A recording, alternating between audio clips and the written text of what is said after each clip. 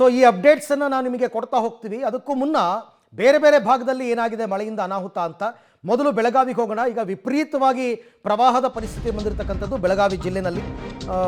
ಬಹುತೇಕ ತಾಲೂಕುಗಳಲ್ಲಿ ನೆರೆಯ ಭೀತಿ ಆವರಿಸಿದೆ. ರಾಮದುರ್ಗ ಪಟ್ಟಣ ಸೇರಿ ಹಳ್ಳಿಗಳಲ್ಲಿ ಪ್ರವಾಹದ ಭೀತಿ. ಇದು ಘಟಪ್ರಭಾ ನದಿಗೆ ವಿಪರೀತವಾದ ನೀರು ಬರ್ತಾ ಇರತಕ್ಕಂಥ ಕಾರಣ. ಸುರೇಬಾನ ರಾಮದುರ್ಗ ಸಂಪರ್ಕ ಸೇತುವೆ ಜಲಾವೃತವಾಗಿದೆ. ಮತ್ತೊಂದು ಕಡೆ ಸವದತ್ತಿ ತಾಲೂಕಿನ ನವಿಲು ತೀರ್ಥ ಜಲಾಶಯ ಭರ್ತಿಯಾಗಿದೆ. 5,000 ಕ್ಯೂಸೆಕ್ ನೀರನ್ನು ಮಲಪ್ರಭಾ ನದಿಗೆ ಬಿಡುಗಡೆ ಮಾಡಲಾಗ್ತಾ ಇದೆ ನವಿಲು ತೀರ್ಥ ಡ್ಯಾಮ್ನಿಂದ. ಹಾಗಾಗಿ ಕೊಯ್ನಾ ಜಲಾಶಯದಿಂದ ಕೃಷ್ಣಾ ನದಿಗೆ ಬಿಟ್ಟಿರ್ತಕ್ಕಂಥ ನೀರು ಘಟಪ್ರಭಾ, ಮಲಪ್ರಭಾ, ಹಿರಣ್ಯಕೇಶಿ ಈ ಎಲ್ಲ ನದಿಗಳು ಕೂಡ ಭೋರ್ಗರೆದು ಹರಿತಾ ಇದೆ. 7 ಪ್ರಮುಖ ನದಿಗಳು ಬೆಳಗಾವಿಯಲ್ಲಿ ಹರಿತಕ್ಕಂಥದ್ದು. ವೇದಗಂಗಾ, ದೂದ್ಗಂಗಾ, ಹಿರಣ್ಯಕೇಶಿ, ಮಾರ್ಕಂಡೇಯ ಈ ಎಲ್ಲ ನದಿಗಳು ಕೂಡ ಬೆಳಗಾವಿಯಲ್ಲಿ ದೊಡ್ಡ ಮಟ್ಟದ ಅಪಾಯವನ್ನು ತಂದಿಟ್ಟಿದೆ. ದೃಶ್ಯದಲ್ಲಿ ತಾವೀಗ ಗಮನಿಸ್ತಾ ಇರತಕ್ಕಂಥದ್ದು ಸುರೇಬಾನ ಮತ್ತು ರಾಮದುರ್ಗ ಸಂಪರ್ಕ, ಆ ಸಂಪರ್ಕ ಸೇತುವೆ ನೋಡ್ತಾ ಇದ್ದಾರೆ. ಸೇತುವೆ ಮೇಲೆ ನೀರು ಹರಿತಾ ಇರತಕ್ಕಂಥದ್ದು. ಇನ್ನೊಂದು ಅಡಿ ಅಥವಾ ಅರ್ಧ ಅಡಿ ಜಾಸ್ತಿ ಆದರೂ ಕೂಡ ನೀರು ಯಾವ ವೆಹಿಕಲ್ಲು ಕೂಡ ಓಡಾಡೋ ಹಾಗಿಲ್ಲ. ಮತ್ತು ರಾಮದುರ್ಗ 2019ರಲ್ಲಿ ವಿಪರೀತವಾದ ಪ್ರವಾಹ ಬಂದು ಮನೆಗಳೆಲ್ಲ ಮುರಿದು ಹೋಗಿ ಕೊಚ್ಚೋಗಿ ಎಲ್ಲ ಆಗಿತ್ತು, ನೆನಪಿರಬೇಕು. ಅದೇ ಪರಿಸ್ಥಿತಿ ಈಗ ಮತ್ತೆ ಬರ್ತಾ ಇದೆ.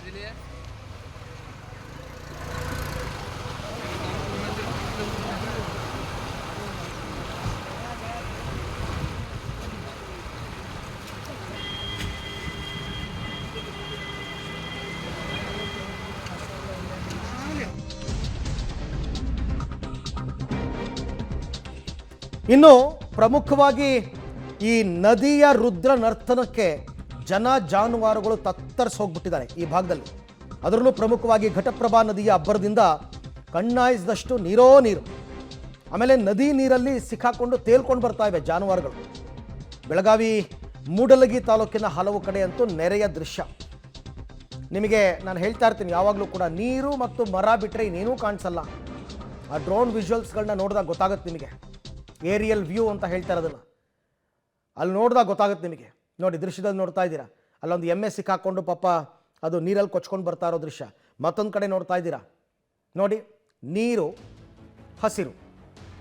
ಇಲ್ಲಿ ಮನೆ ಇತ್ತ, ಊರಿತ್ತ, ಜಮೀನಿತ್ತ, ಬೆಳೆ ಬೆಳೆದಿದ್ರ ಏನೂ ಗೊತ್ತಾಗಲ್ಲ. ಆಮೇಲೆ ನದಿ ಪಾತ್ರ ಯಾವುದು ಅಂತಲೂ ಗೊತ್ತಾಗಲ್ಲ. ಅದರ ನದಿಯ ವ್ಯಾಪ್ತಿನೇ ವಿಸ್ತಾರವಾಗಿಬಿಟ್ಟಿರುತ್ತೆ. ಹಾಗಾಗಿ ನದಿ ಪಾತ್ರದ ಗ್ರಾಮಗಳಿಗೆಲ್ಲ ನೀರು ನುಗ್ಗಿದೆ. ಅದನ್ನೇ ಇಲ್ಲಿ ಗಮನಿಸ್ತಾ ಇರೋದು. ಆ ಮನೆಗಳಲ್ಲಿ ಇರ್ತಕ್ಕಂಥವ್ರು ಮನೆ ಒಳಗೆಲ್ಲ ನೀರು ನುಗ್ಬಿಟ್ಟಿದೆ. ಬೆಳಗಾವಿಯ ಮೂಡ್ಲಗಿ ತಾಲೂಕು ಹಲವಾರು ಗ್ರಾಮಗಳ ಪರಿಸ್ಥಿತಿ ಇದು. ಪಾಪ ತುಂಬ ಜನರನ್ನ ಸ್ಥಳಾಂತರ ಮಾಡಿದ್ದಾರೆ. ಇನ್ನೂ ಕೆಲವರೆಲ್ಲ ಅಲ್ಲಲ್ಲೇ ಸಿಕ್ಕಾಕೊಂಡಿದ್ದಾರೆ. ಇಷ್ಟು ದಿನ ದಕ್ಷಿಣ ಕರ್ನಾಟಕದ ಪ್ರವಾಹ ಪರಿಸ್ಥಿತಿ ಹೇಳ್ತಾ ಇದ್ವಿ. ಈಗ ಇದು ಉತ್ತರ ಕರ್ನಾಟಕದಲ್ಲಿ ಶುರುವಾಗಿರೋದು.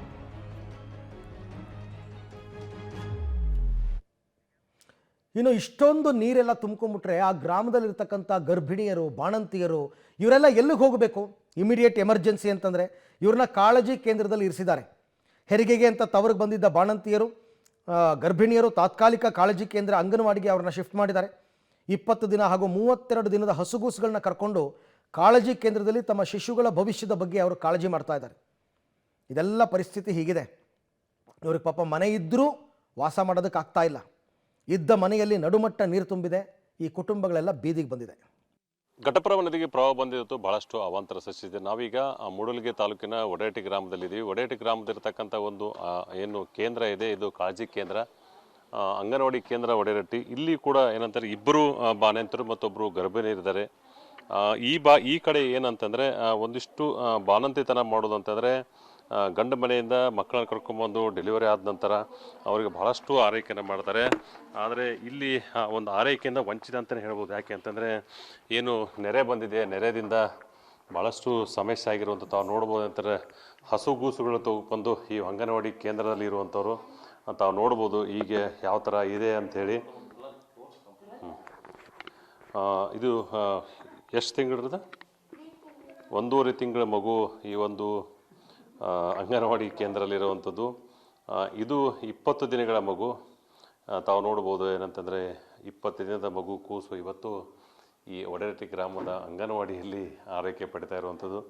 ಇಬ್ಬರು ಅಂಗನವಾಡಿ ಸಹಾಯಕರು ಅದಕ್ಕೆ ವಿಶೇಷವಾಗಿ ಏನು ಟೀಚರ್ ಇಬ್ಬರು ಅಂಗನವಾಡಿ ಟೀಚರ್ಗಳು ಕೂಡ ವಿಶೇಷವಾಗಿ ವ್ಯವಸ್ಥೆನ ಮಾಡ್ತಾರೆ ಈ ಬಾಣಂತಿಯರದು. ಇವರು ಎಲ್ಲೋ ಅಂದ್ಕೊಂಡಂಗೆ ಆಗಿದ್ದರೆ ತಾಯಿ ಮನೆಯಲ್ಲಿ ಆರಾಮಾಗಿರ್ಬೋದಾಗಿತ್ತು. ಆದರೆ ಇವತ್ತು ಈ ಒಂದು ನೆರೆ ಬಂದಿರೋದ್ರಿಂದ ಭಾಳಷ್ಟು ಸಮಸ್ಯೆಗಳಾಗಿರೋದು. ಆ ಸಮಸ್ಯೆಗಳು ಈ ಸಮಸ್ಯೆಗಳು ಕೂಡ ಒಂದು. ಯಾಕಂತಂದರೆ ಅವರ ತಾಯಿ ಮನೆ ಬಿಟ್ಟು ಇಲ್ಲಿ ಅಂಗನವಾಡಿಗೆ ಬಂದು ನೆಲೆಸಿದ್ದಾರೆ. ಯಾಕೆಂದರೆ ಅವರ ತಾಯಿ ಮನೆಯಲ್ಲಿ ನೀರು ಘಟಪ್ರಭೆ ಏನು ನೀರು ಒಳಗಡೆ ಹೋಗೋದು, ಅವ್ರದ್ದೆಲ್ಲ ಸರಕು ಸಂಜಾಮ ಬಂದು ಇಲ್ಲಿದ್ದಾರೆ. ಇನ್ನೊಬ್ಬರು ಇಲ್ಲಿ ಇದ್ದಾರೆ, ಅವರನ್ನು ಮಾತಾಡ್ಸೋಣ. ಯಾಕೆ ಬಂದ್ರೆ ಕೈ ಕಡೆ ಹೊಲಿ ಬಂದೈತೆ ಬಂದೂರಿ ಮತ್ತು ಭಾಳ ತ್ರಾಸು ಭಾಳ ಆಗೈತ್ರಿ. ಎಲ್ಲ ಬಟ್ಟೆ ಎಲ್ಲ ಬಿಟ್ಟು ಬಂದೂರಿ. ಮತ್ತು ಹುಡುಗಿಗೆ ಆರಾಮಿಲ್ರಿ, ಮತ್ತು ಸೀಸರಿಂಗ್ ಬೇರೆ ಆಗೈತ್ರಿ ನಮಗೆ ರೀ. ಭಾಳ ತ್ರಾಸ ಆಗೈತ್ರಿ ಎಲ್ಲ. ಮತ್ತು ಊಟ ಎಲ್ಲ ವಯಸ್ಸಿತ್ರಿ ಅಲ್ಲಿ. ಊಟ ಈಗ ತಾಯಿ ಮನೆಯಾಗಿತ್ತಂದ್ರೆ ಭಾಳಷ್ಟು ಆರೈಕಾಗಿತ್ತು. ಮಕ್ಕಳ ಸ್ನಾನ ಹಾಕ್ಸೋದು, ಆಮ್ಯಾಗ ಸ್ನಾನ ಹಾಕ್ಸೋದು ಎಲ್ಲ ಮಾಡೋದು ಇರ್ತಿತ್ತು. ಈಗೇನು ತ್ರಾಸು? ಈಗ ರೀ ಮತ್ತು ನನಗೂ ಆರಾಮಿಲ್ರಿ, ಈಗ ಹುಡುಗಿಗೆ ಆರಾಮಿಲ್ರಿ. ಈಗ ಭಾಳ ತ್ರಾಸ ಆಗೈತ್ರಿ. ನೀರು ಬಂದೈತತ್ರಿ.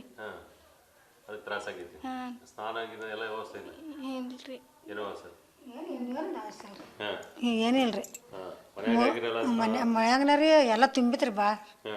ಏನು ಮಾಡಿದ್ರಿ ಊಟದ ವ್ಯವಸ್ಥೆ ಇಲ್ಲ ಅಡ್ದವ್ರಿಗೆ ಏನು ಅಲ್ಲ ಮನ್ಯಾಗಿತ್ತಂದ್ರೆ ಕೂಸಿಗೆ ನೀವು ಎರೆಯೋದು ಮಾಡೋದು ವ್ಯವಸ್ಥೆ ಇರ್ತಿತ್ತು. ಇಲ್ಲಿ ವ್ಯವಸ್ಥೆನೇ ಇಲ್ರಿ. ಏನು ಮಾಡೋರಿ ಇಲ್ಲಿ ಬಂದು ಕೇಂದ್ರದಾಗ ಅದ್ವಿ ನೋಡ್ರಿ. ಏನು ಮಾಡೋದು ಟೀಚರ್ ಕರ್ಕೊಂಡ್ಬಂದು ಇಲ್ಲಿ ಬಂದು ಕುಂಚಾರ್ರಿ. ಅವ್ರ ಗ್ಯಾಸ್ ಎಲ್ಲ ಕೊಟ್ಟಾರ್ರಿ. ಮತ್ತು ಎಲ್ಲ ಬಿಟ್ಟು ಬಂದಿರಿ. ಏನು ಮಾಡಿದೆ ಸಾಮಾನು ಎಲ್ಲ ಇವ್ರು ಕರ್ಕೊಂಡು ಬರೋಕೆ ಕರಗಡೆ ಆಗೈತ್ರಿ ನಮ್ದು ಸರ್ಗಳ್ರಿ.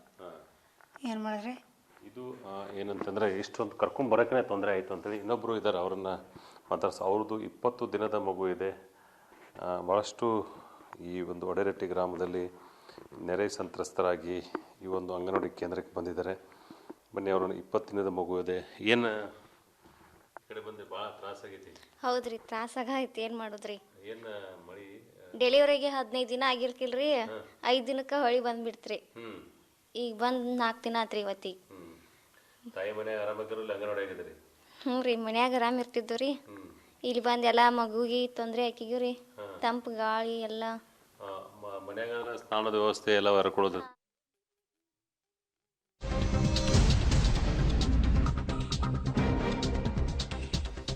ಓಕೆ, ಇನ್ನು ಮಹಾಮಳೆಯ ಅಬ್ಬರ ಕೃಷ್ಣಾ ನದಿ ಒಳ ನೀರಿನ ಹರಿವಿನಲ್ಲಿ ಗಣನೀಯ ಏರಿಕೆಯಾಗಿದೆ. ಇನ್ಫ್ಲೋ 2,95,000 ಕ್ಯೂಸೆಕ್ ದಾಟಿದೆ ಒಳಹರಿವು. 2,95,000. ಅಪಾಯದ ಮಟ್ಟ ಮೀರಿ ಹರಿತಾ ಇದೆ ಕೃಷ್ಣಾ ನದಿ. ಬೇರೆ ದಾರಿ ಇಲ್ಲ, ಅವ್ರಿಗೆ ಡ್ಯಾಮಿಂದ ನೀರನ್ನು ಬಿಡಲೇಬೇಕು. ಇಲ್ಲ ಅಂತಂದರೆ ನೀವು ಎಷ್ಟು ಅಂತ ನೀರನ್ನು ಸ್ಟೋರ್ ಮಾಡಿ ಇಟ್ಕೋತೀರಾ? ಸಾಧ್ಯನೇ ಇಲ್ಲ. 2,95,000 ಕ್ಯೂಸೆಕ್ ಅಂತಂದರೆ ಅಪಾರ ಪ್ರಮಾಣ ಆಗೋಯ್ತದು. ಹಾಗಾಗಿ ಡ್ಯಾಮಿಂದ ನೀರು ಬಿಟ್ಟೇ ಬಿಡ್ತಾರೆ. ನದಿ ಪಾತ್ರದ ಗ್ರಾಮಗಳಿಗೆ ನೀರು ನುಗ್ಗುತ್ತೆ. ಪ್ರವಾಹದ ಪರಿಸ್ಥಿತಿ ಅದನ್ನೇ ನೀವಿಲ್ಲಿ ನೋಡ್ತಾ ಇರೋದು. ಚಿಕ್ಕೋಡಿ ಭಾಗದ ಮಾಂಜರಿ ಭಾಗದಲ್ಲಿ ನೋಡಿ ಹೆಂಗಿದೆ ಪರಿಸ್ಥಿತಿ, ನೋಡಿ ಹೇಗಿದೆ ಅಂತ.